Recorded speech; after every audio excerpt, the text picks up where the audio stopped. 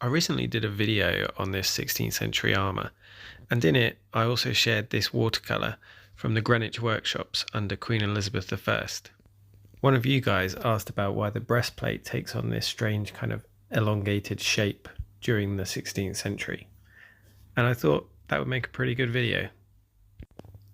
For most of the medieval period and throughout Europe, the breastplate has got this kind of rounded, globose kind of look, and that does stretch into the 16th century as well, with this example from the Greenwich workshop in its early days. However, by the time of Queen Elizabeth I, we have this elongated V shape in the breastplate. This is called a peascod, and it isn't really replacing the fold, as the commenter said. As you can see, these breastplates do tend to have a fold which is kind of attached to the tasset. That's something that started in the early 16th century before we get the peascod. By the time of the peascod breastplate, firearms were everywhere.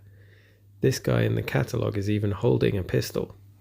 The prow-like surfaces of the breastplate make penetration much less likely and increase the chances of a glancing hit.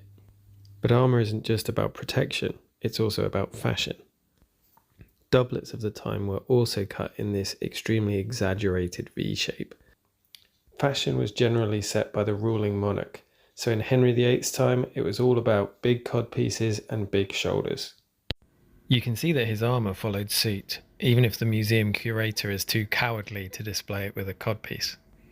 So why did they start reducing the size of the codpiece, reducing the size of the waist so that the doublet and the armour looked more like a corset?